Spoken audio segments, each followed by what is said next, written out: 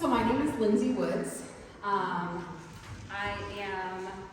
been attending Redeemer for 5 or 6 years. I've been at the Johnson County location with my husband. We've been here for the last, a little over a year. And I've been serving in RedeemerKIDS for the last 6 years, a year here and then 5 years at Midtown. I am originally from South Dakota, but I've lived here for the last 15 years. And I have worked at 2 different schools since I've lived in Kansas City, both on the Missouri side. I was a 1st grade teacher, a 2nd grade teacher, a 5th grade teacher. I've been a principal for 8 years and an assistant principal for 2. So when Caitlin was like, hey, do you want to come and do a training? I thought, sure, I'd be glad to. Someone asked me earlier, are you nervous? And I was like, no, this is what I do all the time, but now I'm just a little nervous, but you'll be nervous soon when we get into practice, just kidding. All right, I'm going to pray for us and then we'll dive in. Lord, thank you for today. Thank you for being a faithful God, fulfilling your promises, doing what you will say you will do. We're really grateful for that. Thank you for our children that we can serve each week. We pray that our attitudes and our actions will be reflective of your love. Pray for this time ahead of us, that you will be glorified, that we can have fun together and we can learn some new things that will allow us to be more connected with our kids and provide a predictable and safe classroom for our students to learn about you. We pray all this in your name. Amen. All right, so you should have a handout at your table.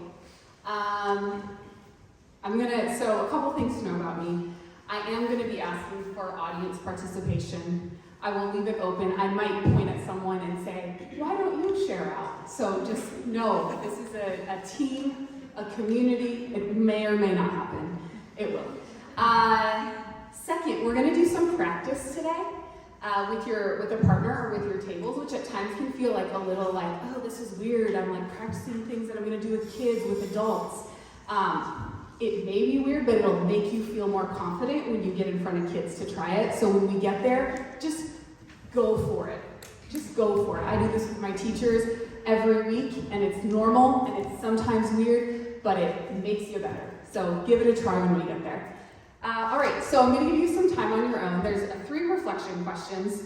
Take just the next couple minutes to answer those on your own. Yes, I will read them for the recording. Why do you think it's important to have a classroom that is predictable, safe, and connected? What are the things going well in your classroom on Sunday? What are the biggest challenges you are facing in your classroom on Sunday?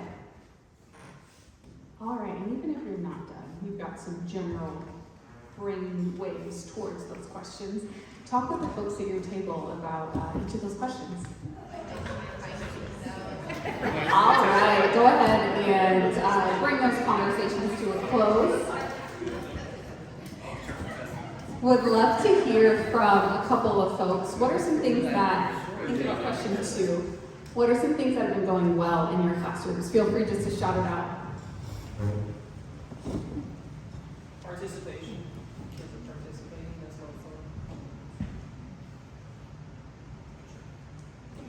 Thanks for kicking us off. That's exactly right. Gold star. I'd say dancing and singing, at least I'm really good at it.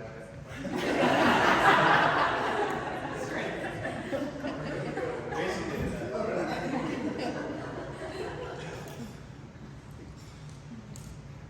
What about that 3rd through 5th table? What's going on for y'all back there? That's my husband. It doesn't have to be you. It can really be anyone I do.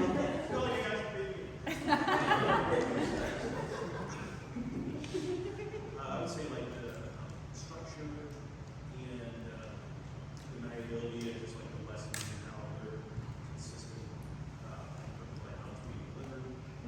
And we always put the nuanced fun that's kind of like still classroom things are still like they're still within the framework of whatever. A couple other things I heard. building connections with kids, routines. Folks were talking about like the story time or prayer time or the singing and the dancing and how those types of routines are really helpful for kids. And then one-on-one time. I heard that was like when there's an ability to spend that one-on-one time with kids, that's been really positive and connected. Would love to hear challenges that folks have been facing. That'll still just help me be like, how can I tie what we're doing to those challenges? And it'll just give me awareness of like, do we need to go off script and talk or try something different? So please feel free to shout them out or like, this is what I'd really like to learn. Bringing them back into focus. Bringing them back into focus, yeah. It's like one student kind of meeting the others in like a disruptive behavior. Yeah, I'm gonna repeat it so the camera can hear us. Yeah. One particular student that's kind of needing a lot of extra attention and sometimes gets the rest of the class off track. Any others?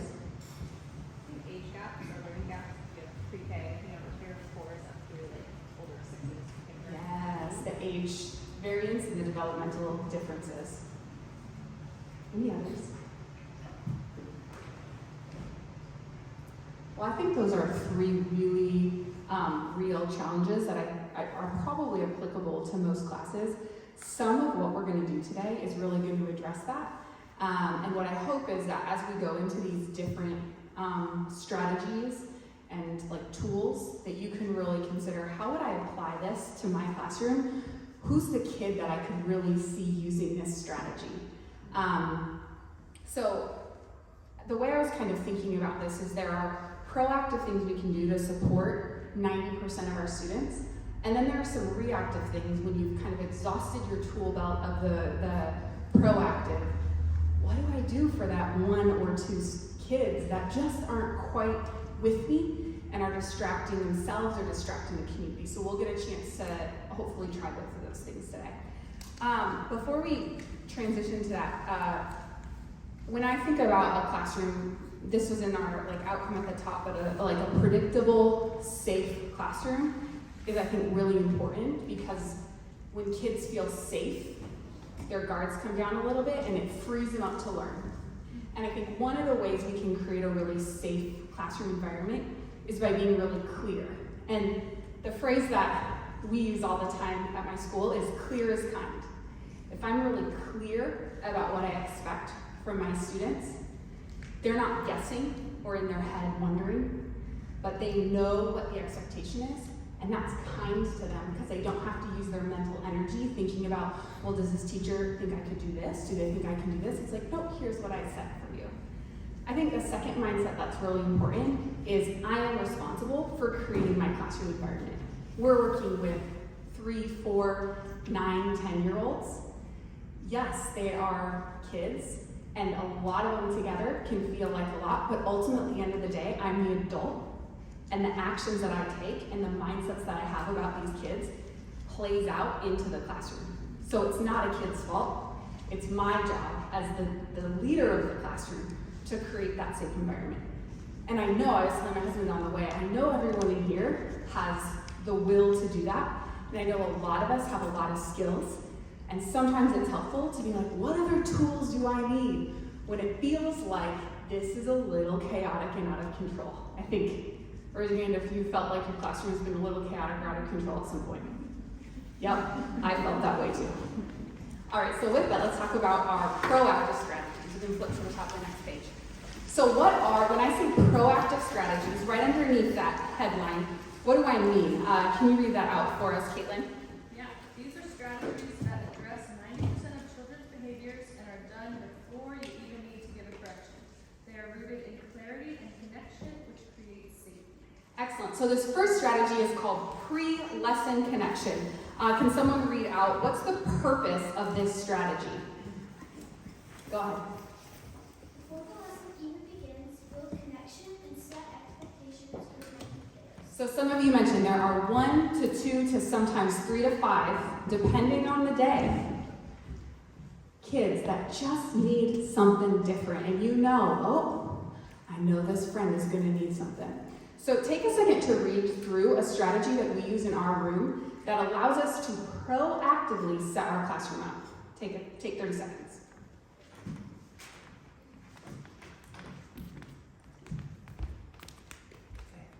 Let's make a great class.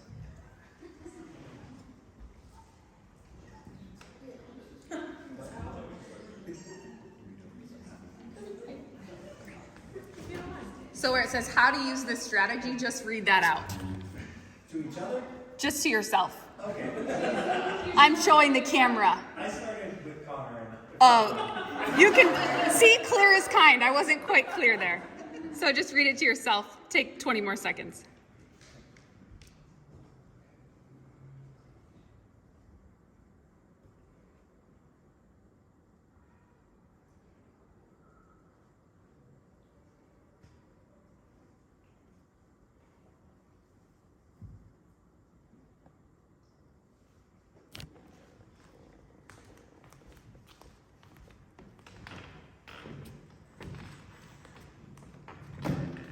So the headline of this strategy is set yourself up for success before they even have a chance to get off track.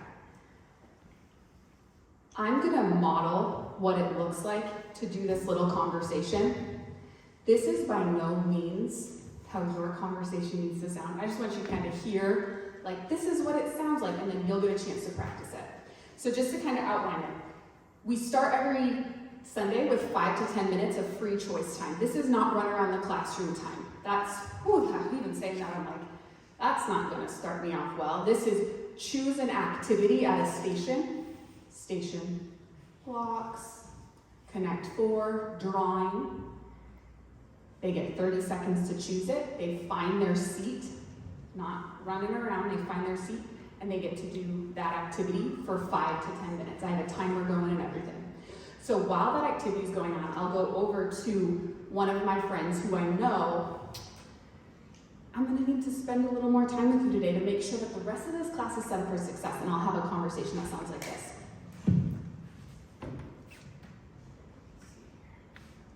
So I play with the kid for like 2 to 4 minutes, kind of depending on like the time.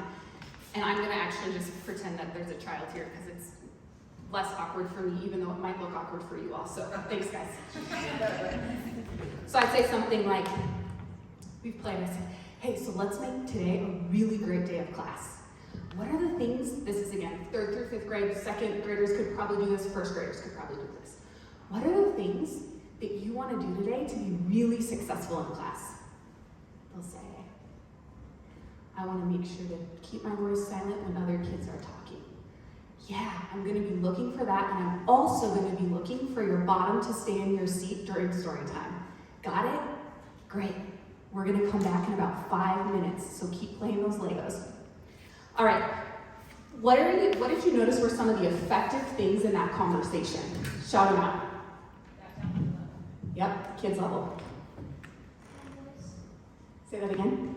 Kind voice. Yep, a kind, welcoming voice. What about the content of that conversation? What was included in it? Clear expectations. Expectations, what else? Set it in like the positive, what you want to see them do, not what you want them to not do. Yeah, what's the positive choice that I want that child to make? And then the last thing I would say is an affirmation. Like, it started with an affirmation, let's make today a great class, and it ended with an affirmation, I know you can do it. Great, so I'm gonna give everyone about a minute to kind of plan out. You can, if you're like, plan out, just read my script if the plan feels too much for you. Plan out, think of your kid that you're like, what are the 1 to 2 things I need this child to do that will really set our class up for success and set them up for success? And kind of write out the bullets of your conversation, and then we'll practice it. So take a minute to do that on your own. Or if it's helpful to process it with your table, that's fine too. All right, so this is our first chance to practice. You're gonna go with not your whole table. I'm not gonna make it that intimidating. You're gonna go with one person at your table, and you're gonna practice this conversation. You can just stay seated because you're on the eye level of the child. So find your partner, make eyes with your partner. Who's it gonna be? Okay, great. One person go and then switch, and the other person will go and have that conversation.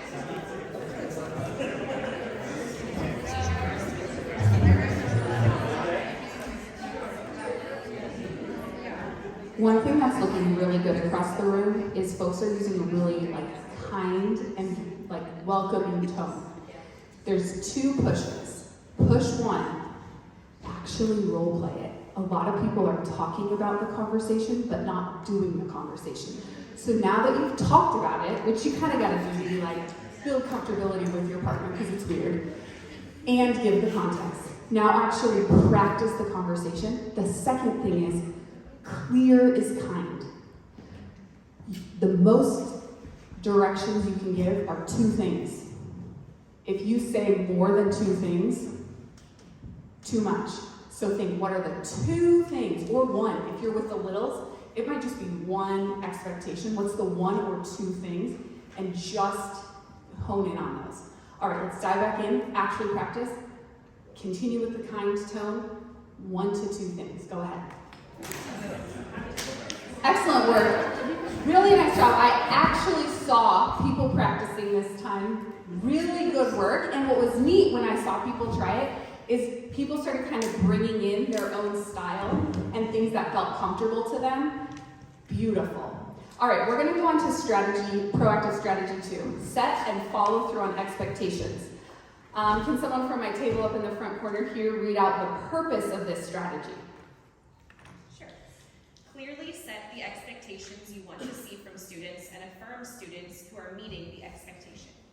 All right, take a second to read through the how to use this strategy underneath that headline.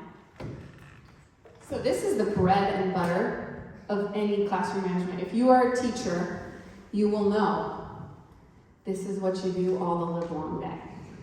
So I'm going to model for you what this looks like, and then we're going to get a chance to practice it. While I'm modeling, pay attention to my language and my tone. All right, so let me just give 1 sentence of context. We just transitioned from the opening free play time, and we're now moving to the tables and going to do a circle share out of what we did this weekend. Okay. All right, team. Voices are silent, bottoms in our seats. Jonathan's voice is silent. Andrew's voice is silent. All right, let's pause right there. What did you notice about my expectations? They're clear. I didn't say a lot of stuff. 2 things. What about when, after I set my expectations, what did I do right away? You tried to show people who were following directions. Yeah, what that does is it really builds positive momentum that other kids in the class are meeting that expectation and doing the thing that we just said that we were going to do. And it serves as a reminder for the 1 or 2 students who are kind of living in their own world. That happens. I live in my own world sometimes too, but it reminds kids this is the thing that we're wanting to do. So take a moment. I'm going to let you plan it out. The expectations might be voices silent. It might be talk with the person next to you. It might be find a spot in the room and take a seat. What are other specific things that you might direct students to do? Sit on a button. Sit what? On a button. Sit on a button, yes, on the rug. Other things you need kids to do? Maybe raise a hand. Pick up toys. You have the next 1 minute to pick up all the toys in the classroom. Bodies safe. Go. Great, so what you're gonna do is I'll give you a little bit of time to plan. Think of 1 or 2 expectations that you wanna practice setting and then acknowledging kids for doing it. go ahead and do that planning. Well, and there's like 2 classes. All right, you're going to be with your same partner as last time. This time, one partner is going to stand up while the other partner is sitting down, and you're going to do your expectation or 2, and then you're going to do your affirmations of those students. The last thing I didn't debrief was the redirect. So there's kind of 2 different ways you can do a redirect. I'll just do a quick model of this. Option 1, let's say someone was talking and I just did teammates' voices silent, I'd use their name. Or if I didn't remember their name, I would say teammate, because that's cool too. Connor's voice is silent, you can go like this. You can say like, remember your name? Grant. Or you could say, Andrew, silent. Andrew will be silent. I was kind, but I was also like clear. Either one of those, whatever feels comfortable. We'll talk about a different strategy in a second, so try one of those. All right, partner 1, go ahead and jump up and set your expectations, do your 2 affirmations, and give the redirect.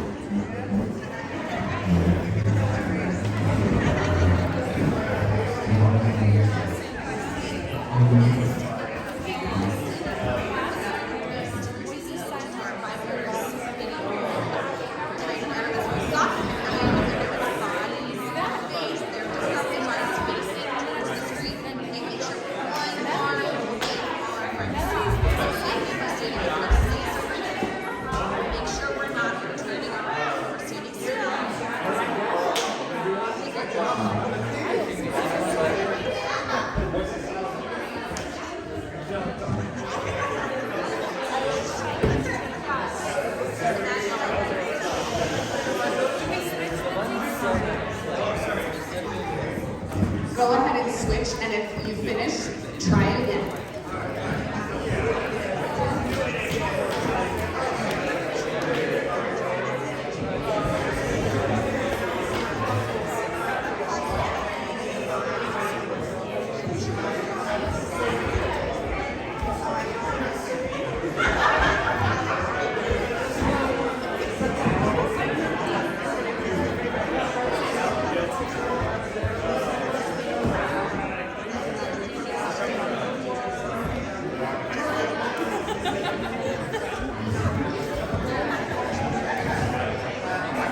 All right, pause there. We're going to jump back in. I want to give a couple pieces of affirming and adjusting feedback. So what's going really well, our practice is improving. I saw folks jump up right away, and I appreciated folks acting like children too. It helps, actually. It makes it less weird. Good job. Good job. The other thing that I saw folks do was folks were using the basic structure. Expectation, affirmations, redirects. There's 2 pushes that I want to see you guys try this time. First, be really specific about the 2 directions. I heard like 5 directions or 5 or 6 sentences. It's really hard for kids to keep track of those things, so try to boil it down to 2. The second is, as soon as you set that direction, start your affirmation, and make sure you give 2 affirmations. If you just give 1 and then start redirecting kids, it'll be like, whoa. Give them 2, at least, affirmations first. And it can literally be the same thing you just said. So if you said, our voices are silent, you can say, Jonathan's voice is silent, Caitlin's voice is silent. It's that simple. It doesn't have to be like magic coolness. It's just like say the same thing again, except attach a kid's name to it. Great, with that, let's jump up. Clarity on your expectations, immediately 2 affirmations. Let's try it.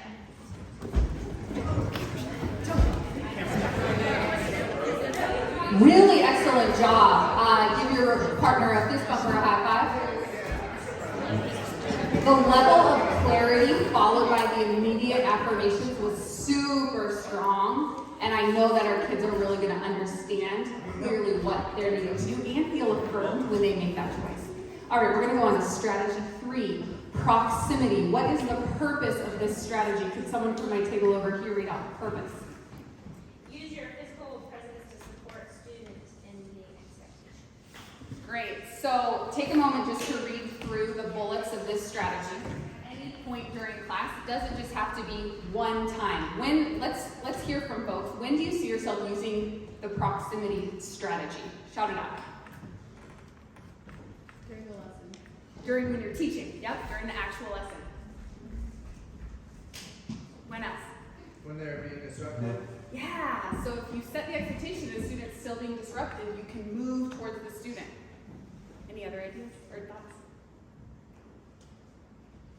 I think that's a good base. So with this one, I want to get a vote. 1, do folks want to practice it? Or 2, do folks want to move on to the 4th strategy? Could I see a vote? 1, practice. 2, move on to the 4th strategy. See, and we're really split. We're going to move on to the next strategy for the sake of time. Sorry. All right, read out the strategy for strategic seating placement. Read out the purpose of this strategy. Someone at my back, 3rd through 5th table. We all know certain kiddos sitting next to one another leads to distracting or silly or off-task choices. We can set our students up for even more success if we are strategic about where we sit and where we sit. Take a second just to read through the how of that strategy. This is really both the lead and the support. The lead and the support can do all of these things, but strategic seating placement in particular, it's really key that the lead and the support are thoughtful about where to sit. So take a second just to identify in your class right now, the last time you've taught, when you think about where ideally you and your support would sit, where would you sit, by which kids, and which kids would you potentially move to a different spot? They really don't care. Our 3rd through 5th graders, every week we move one student because I tell Jonathan that that's his job, and he faithfully rearranges the children in class each week, and it makes the lesson go better. So take a second, talk to the person next to you. Who would you need to use strategic seating with? Go ahead. All right, I'm gonna bring this back. So give that one a try and see how it goes. For the sake of time, we're gonna keep moving. If you flip to your next page, we're going to now talk about reactive strategies. Could I have someone from this front table right here read off what are our reactive strategies?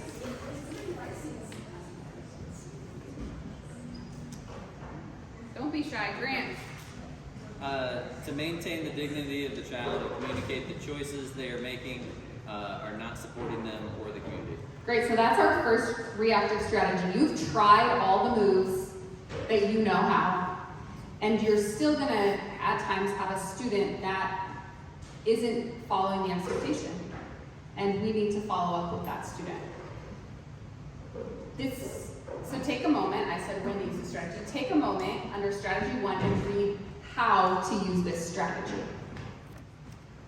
Great, so for this one, Caitlin, could you be my student? Yeah. Great, could you come up here? Awesome. Great. All right, as I'm modeling, we're gonna talk louder so you can stand up. I prefer to do these, honestly, I prefer to do these conversations standing. There's like a formality to it that I find kind of helps versus like playing and doing all the things. What's mine?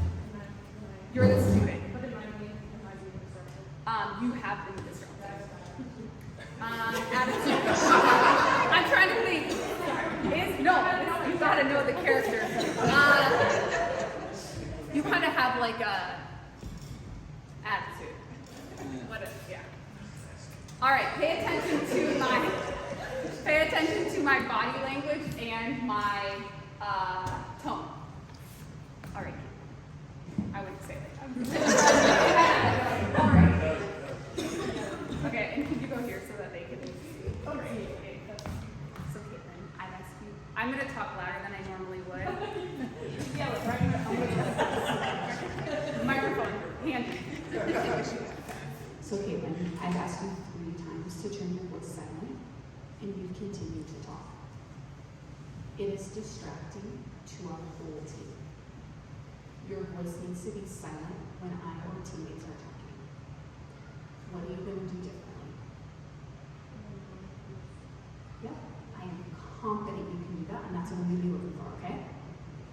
get back with the team.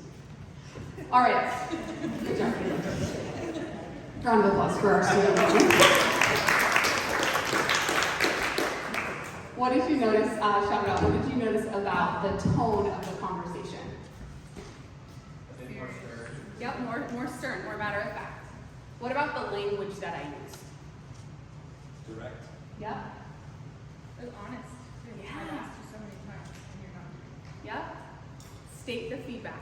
After I gave the feedback, I named the impact. And then after I named the impact, I stated the change. And what did I do when I said the change? Ask for their buy-in as well. Yeah, what's the thing you're gonna do different? And then again, I ended with that affirmation and still believe. All right, so here's the thing. We are at time. So, what I'm gonna do is we're not gonna practice this. We're gonna keep moving, but this is when I know some of you are needing to practice and wanting to practice both. We're gonna go to strategy 2. Read out the purpose of strategy 2. Build partnership and understanding of the family for a student who truly struggles to meet expectations throughout class. Take a moment to read through the how. Why would this be important to do? If the child is like, they yelled at me, and so you can tell them pretty proactively that you didn't really yell, you just were more direct. Yeah, you can let them know you had the conversation. Why else is it helpful? Yeah. And they see, oh, this teacher and my parent, they're gonna talk about it. Transformational to do this. Why is it sometimes hard though? If you don't have a relationship with that parent, it feels, it's awkward. Or if you do have Oh, true, yeah. They were just in church, like, do I really wanna, like, bother them with this? Was it really that big of a deal? I know those things have come up for me as well. And at the end of the day, has anyone tried this and seen, has anyone tried this with a parent? Yeah, what impact have you noticed it having? You kind of got over that, like, ugh, hesitation. The parent was really thankful. Yes. What else have you seen be an impact?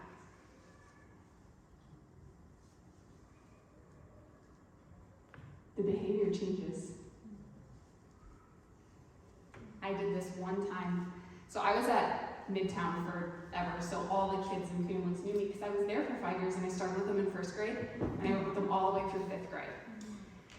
And by the time they left 5th grade, it was positive report, truly every single week, because they knew we're in a partnership. Now granted, when I moved here and I was with new 3rd through 5th graders, I was like, oh, they don't know me. We're relearning. And with one of my friends one Sunday, I told Jonathan after, I was like, I have not in RedeemerKIDS had a student that is that, like, not listening to me. And so I followed up with the parent afterwards, and I was like, I don't know this parent, but I just said, hey, I did this with them, and I also had talked to the child multiple one-on-one times, and now this friend comes in every week. I do all the proactive, to be clear. During Lego time, I still talk to him every single week, and we set expectations every single week, but even today I said, had a great class today. And how does that make a parent feel when the next time you teach, 3 to 4 weeks later, they get that positive report? We know how that feels. So we're gonna pause right there just because I want to respect everyone's time and we're a couple minutes over. If you do have questions or want to stay and do some practice on the one-on-one eye-level check-in strategy, I am here to be available. So really appreciate you all on your time this afternoon. Thank you.